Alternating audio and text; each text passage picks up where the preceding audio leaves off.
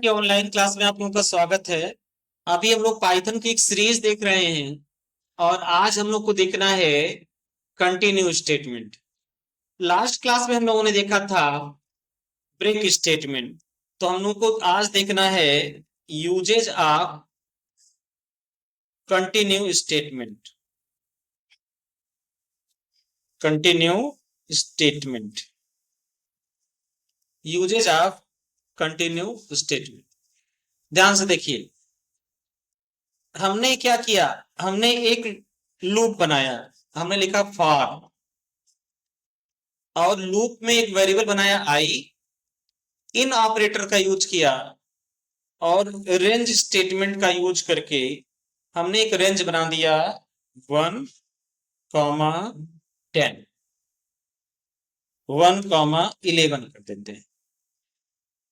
और ऐसा करने के बाद हमने एक प्रिंट स्टेटमेंट लिखा, हमने लिखा प्रिंट और प्रिंट में कर दिया आई। आप बताओ, अगर केवल इतना कोड चलाएं तो आउटपुट क्या आएगा? आउटपुट क्या आएगा? फॉर आई इन रेंज 1, 10 और प्रिंट हमने कर दिया आई। क्या आउटपुट आएगा? 1 से 10 तक की संख्याएं प्रिंट होके आएंगी। चेक करते हैं, तो ये आउटपुट टर्मिनल पे आपको 1 से लेकर 10 तक के नंबर्स यहां पर दिखाई देंगे। आउटपुट के टर्मिनल पर 1 से लेकर 10 तक के ये नंबर्स आपको दिखाई देंगे। ठीक है, ये 1 भी है, 1 से लेकर 10 तक के नंबर्स यहाँ पे दिखाई देंगे।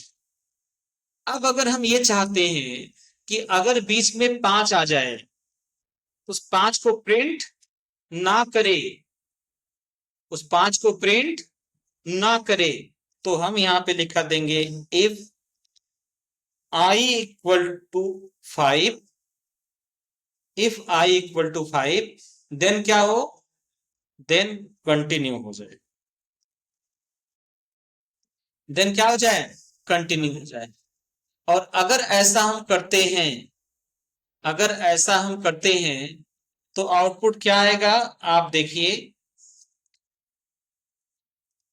हमने आउटपुट विंडो को कर दिया क्लियर, कंट्रोल के साथ प्लस बटन दबाया, थोड़ा सा जूम हो गया और ये हो गया हमारा कोड का विंडो और ये हो गया हमारा आउटपुट का विंडो। हमने लिखा for I in range 1, 11, if लगा के आई इक्वल टू 5 देन कंटिन्यू, और कंटिन्यू करने के बाद हमने इस लूप को चलाया। ये देखो, ये फिलहाल तो एक एरर दे रहा है, continue not properly in loop, continue loop के भीतर नहीं है। तो थोड़ा सा हमने यहाँ पे इसको बैक कर दिया और इसको हम लूप के भीतर ले आए और यहां पर हमने इसे भी लूप के अंदर ले आए। कंट्रोल जेड, यहां भी कंट्रोल जेड। अब ये देखो, ये आपका आउटपुट आया। आउटपुट क्या कह रहा है? आउटपुट ध्यान से देखिए, आउटपुट में हो गया आपका 1, 2, 3, 4, लेकिन 5 को इसने प्रिंट नहीं किया, 6, 7, 8, 9, 10 प्रिंट कर दिया। ऐसा क्यों हुआ? ध्यान समझिए। ऐसा इसलिए हुआ कि जब इसने पाया आई इन रेंज 1, 11, तो इसने क्या किया, 1 से लेकर 10 तक की संख्याओं को चलाया। लेकिन जैसे इसको मिल गया आई इक्वल टू 5, तुरंत आगे क्या मिल गया, कंटिन्यू। तो जब इसको आई की वैल्यू कितनी मिल रही है, 5, तो ये कंटिन्यू हो जा रहा है। तो नीचे आके जब आई इक्वल टू 5 है, इसने प्रिंट आई को नहीं किया और कंटिन्यू होने का मतलब ये वापस बैक चला गया, कहां पर, लूप में। ये वापस कहां पे चला गया, लूप। अभी आप लोगों ने देखा कि अगर हम कंटिन्यू स्टेटमेंट लगा रहे हैं तो केवल जो कंडीशन सही हो रही है वो वाला स्टेटमेंट एग्जीक्यूट उसने नहीं किया, बाकी उसके बाद का सारा एग्जीक्यूट कर दिया। ठीक है, लेकिन अगर यहीं पर हम ब्रेक का यूज करें, अगर यही कंटिन्यू के बजाय हम ब्रेक यूज करें तो आउटपुट क्या आएगा? हमने यहां पे लगा दिया ब्रेक, क्या आउटपुट आएगा? हाँ, बस केवल रिजल्ट आपका आएगा 1 से लेकर 4 तक की संख्या, उसके आगे का प्रिंट नहीं। यानी अगर ब्रेक लगा दिया तो लूप को कंप्लीटली रोक देगा, फिर उसके आगे कुछ भी एग्जीक्यूशन लूप का नहीं होगा।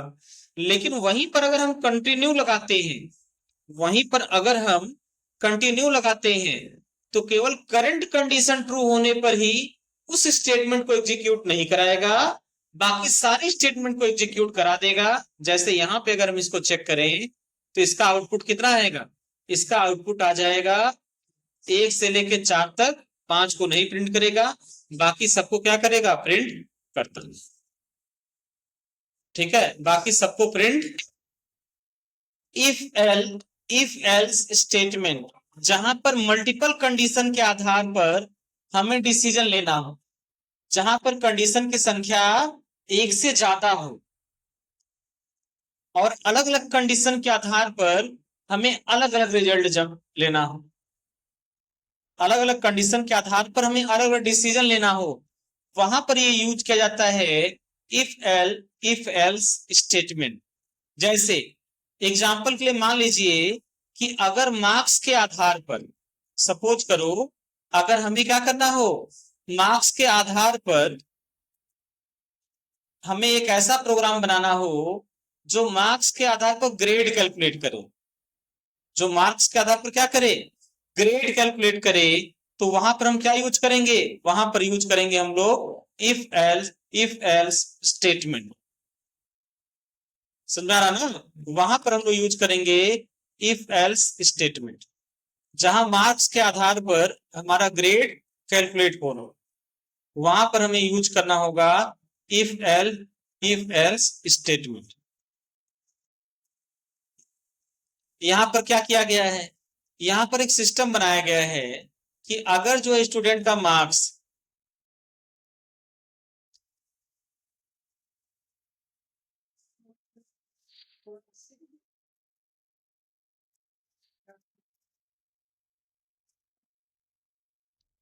ये देखो, अगर किसी स्टूडेंट का मार्क्स 90% के बराबर हो या उससे ज्यादा हो, अगर किसी स्टूडेंट का मार्क्स 90 के बराबर हो या 90 से ज्यादा हो तो हमें क्या प्रिंट कराना है, ग्रेड ए।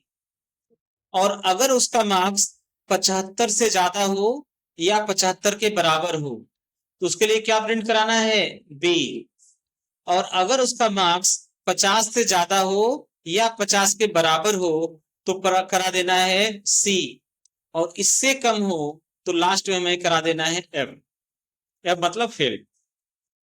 तो यहाँ मार्क्स के आधार पर हमें ग्रेड प्रिंट कराना है, मार्क्स के आधार पर हमें क्या करना है, ग्रेड प्रिंट कराना है, इसलिए ऐसे कंडीशन में हम यूज करेंगे इफ एल स्टेटमेंट।